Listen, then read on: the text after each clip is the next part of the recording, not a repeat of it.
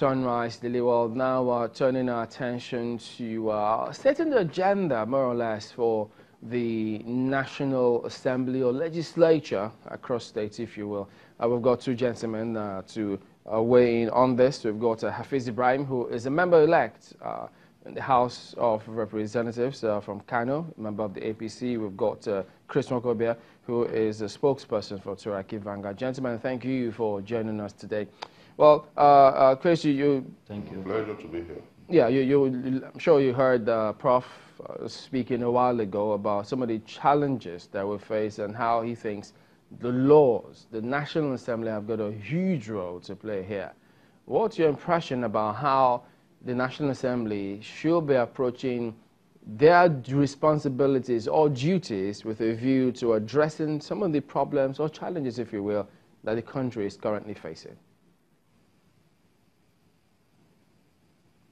I think the issue of National Assembly generally starts with the leadership.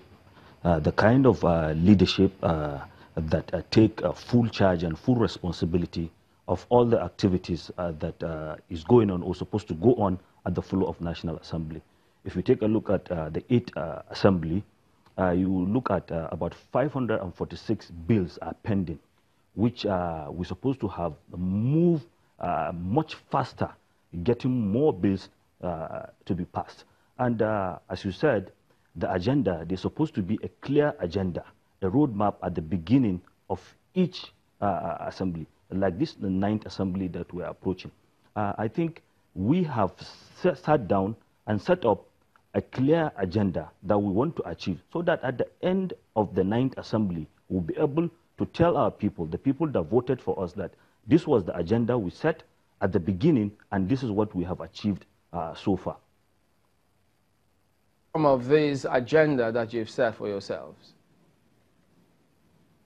Well, for example, the budget cycle, if you look at the 8th Assembly, from 2015 that the President had been submitting budget to the 8th Assembly, there has always been delays in this budget. So I think one of the priority agendas that we have set up is to change the budget cycle. Like the President once proposed, that the budget cycle should be from December or from January to December of every year. Like for example now, how many months have been the budget of 2019 been laid before the current 8th Assembly? Look at 2018, for example, how many months? I think the President submitted the budget in October, but they didn't pass the budget till around maybe May or June, so to say.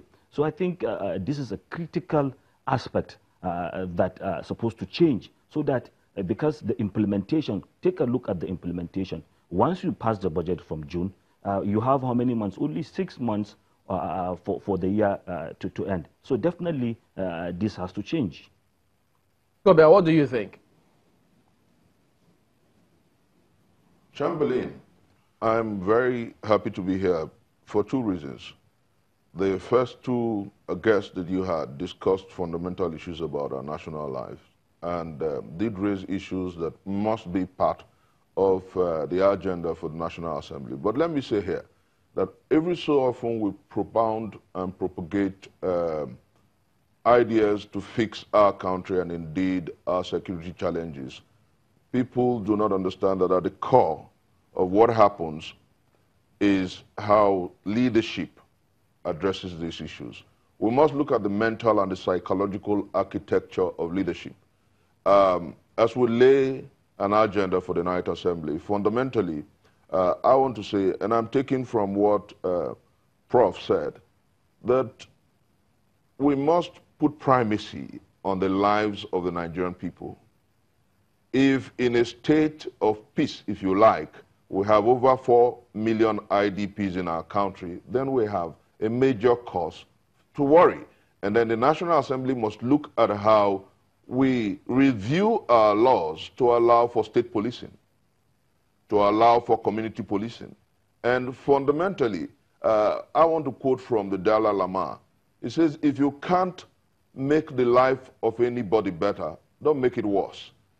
Ironically, Chamberlain, if you remember about 4 years ago, when we were walking towards the campaigns that saw out President Goodluck Ebele Jonathan, I was unshaven. I had long beards like this. And it was a protest then for the way the Goodluck Jonathan administration was handling issues of national security. Here again, I am compelled 4 years after to embark on that same ahimsa, like Gandhi will call it, that same protest. We're talking about lives being mowed down. And that's why I'm very grateful and thankful to Channels TV for raising the issues of national security as fundamental issues that must be discussed not only by the National Assembly, but by the media and indeed leadership. And back to the fundamental issue, which is, of course, how laws pan out to help defend our country. Don't forget that fundamentally, the Constitution says that the primary responsibility of government is for the protection of lives and property and for the provision of good governance. That's why laws are made. And so this National Assembly must understand that Nigerians are not in a state of war, and if leadership is not taking full responsibility, effective, effectual, and efficient programmatic to fix security challenges are not being taken, then the National Assembly, empowered by the Constitution to have oversight functions on the executive, must get down to work. They must review the laws that pertains to our security architecture. We must do less of politics and less of individual empowerment and emoluments. By this I mean the National Assembly, our National Assembly is the most expensive National Assembly in the world. They're the highest paid in the world. So the first thing they must do is an introspection, if you like. They must look at how things happen. Nigerians are poorer today than ever. So it's a massive contradiction of sorts. And what must we do? They must do what I call some soul searching. If we're the most expensive legislator in the world, if our lawmakers are the highest paid in the world, and our people are about the least paid, our workers are about the least paid in the world, then something must be done. And in concert with the Revenue Mobilization, Allocation and Fiscal Commission, they must set to work, go to work to review their pay. That's first commitment to our country. Our leadership must have what you call empathy. Gandhi once said that a leader who does not care about the masses is not a leader, but an oppressor and a dictator. That's point number two.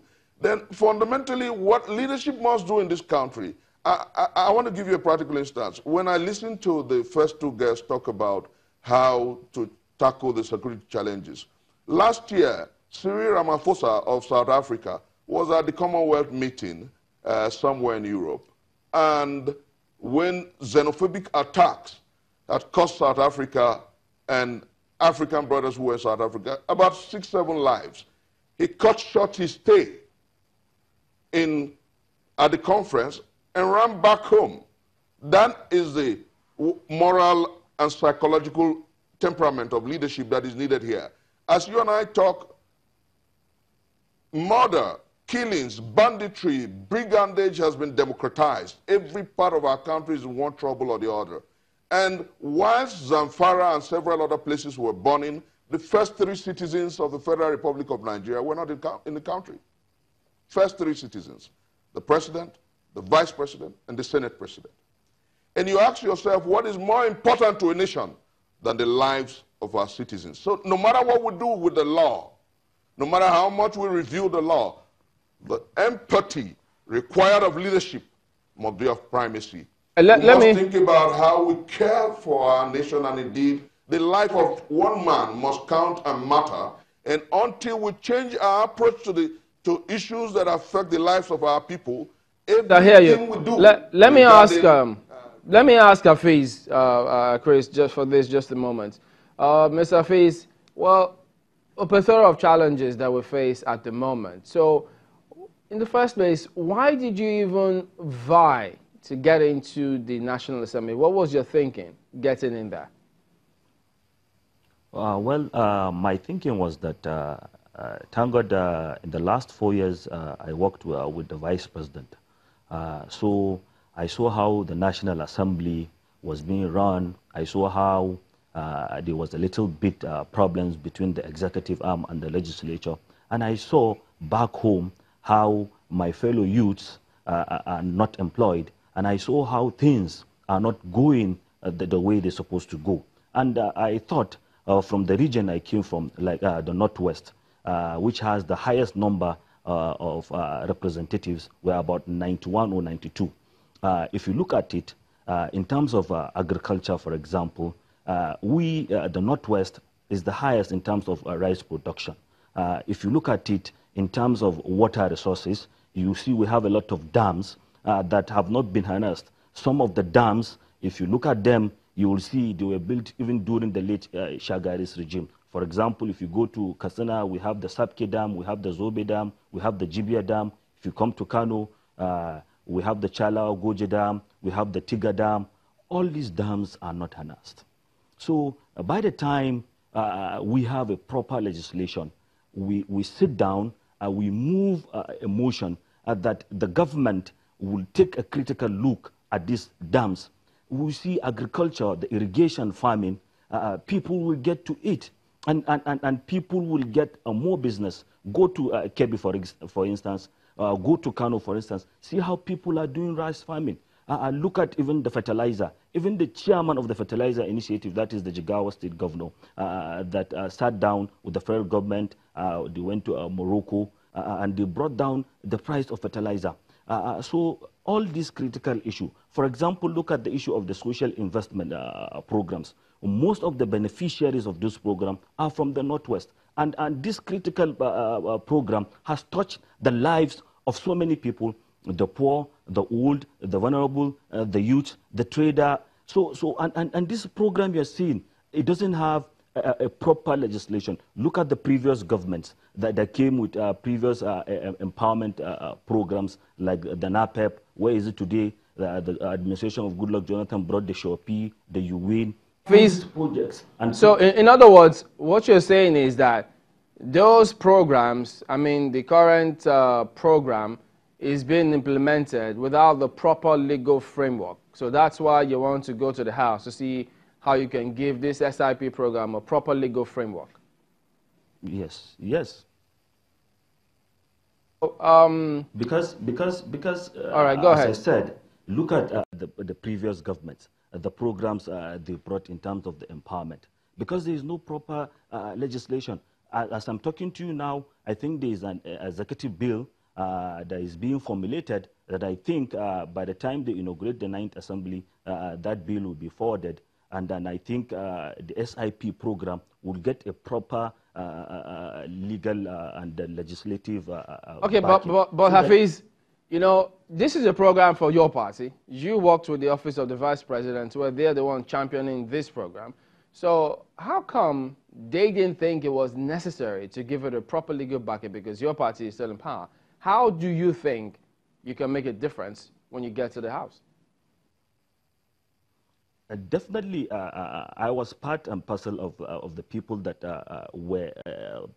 gave birth to this program. And as you said, it's part of the manifesto of APC, which I think if you're talking about laudable programs of this administration, this SIP program is one of the programs that have touched so many lives, about 500,000 youths, about 9.2 million pupils that are being fed on a daily basis on this homeschool groom feeding program, the trader money.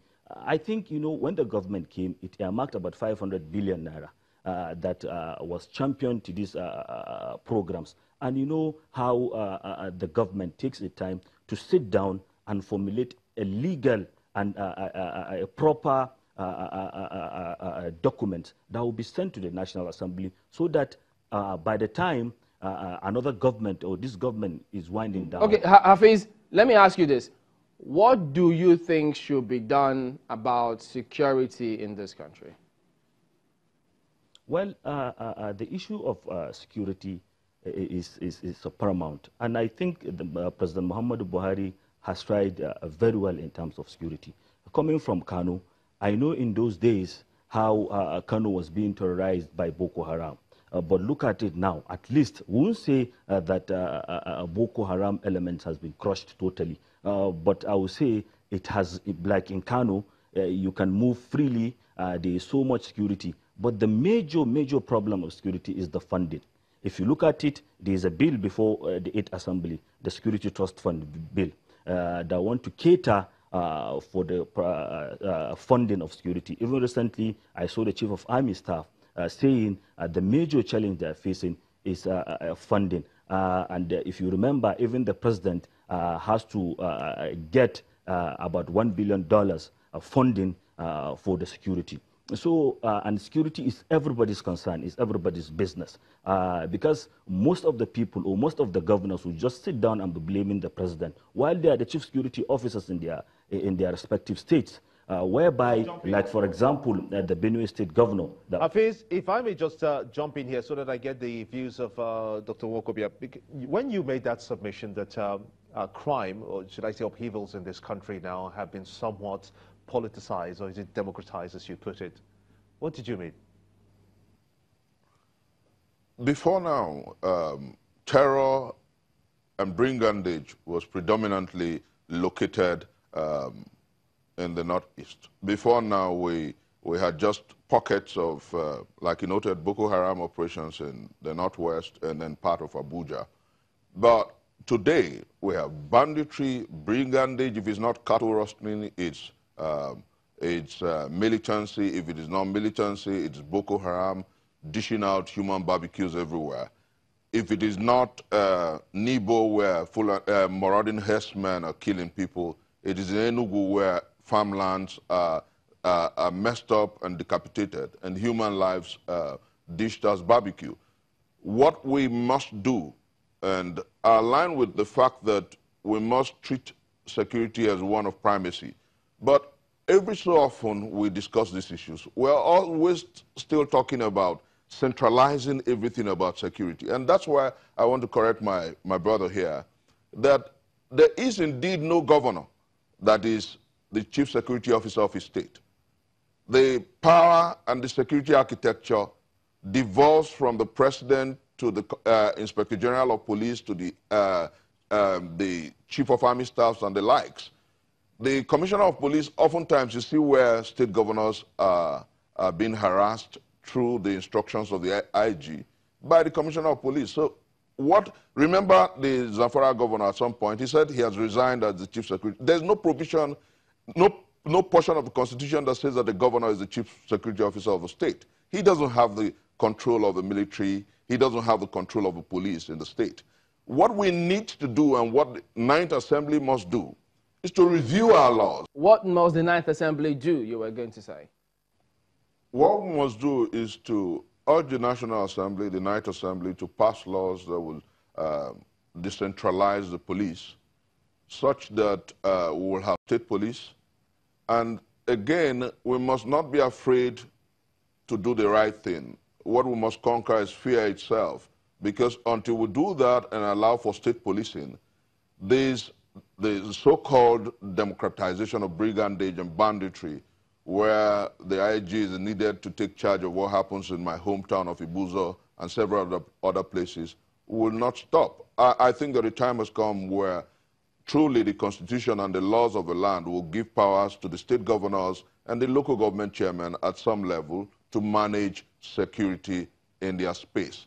Once that is done, you find out that consistent issues about, because every crime, as it were, is really local, and you must find people from within the communities who would report these issues, who will investigate these issues and handle them.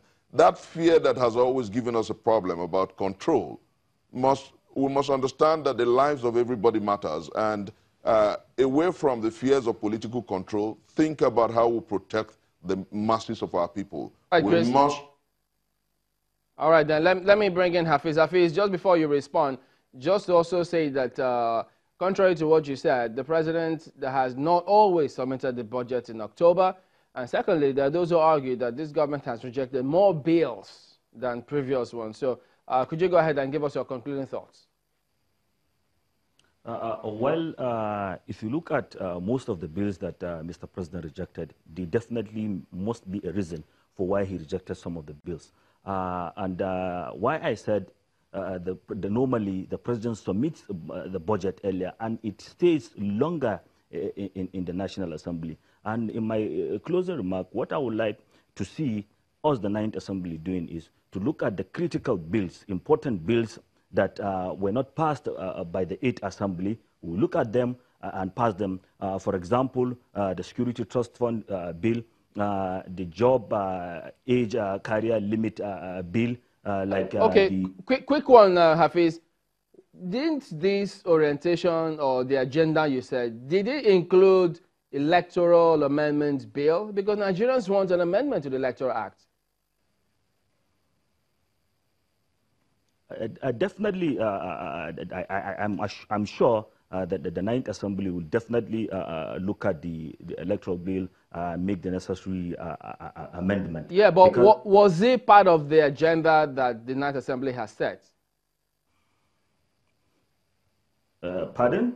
Is it part of the agenda that they said? You spoke about it in the opening. Is it part of the agenda? Yes, it's definitely part of the agenda. All right, then. Of the Ninth Assembly. Okay, gentlemen, thank you for talking to us today. Hafiz Ibrahim, member-elect of the House of Representatives, a member of the APC, and Dr. Chris Nwankobia, spokesperson for Turaki Vanguard. Gentlemen, thank you for talking to us today on the program. And that's the show as well. Today, we thank you all for watching. We'll see you tomorrow. I'm Chamberlain. I'm Gimba Umar. I am Akinde saying have a wonderful day.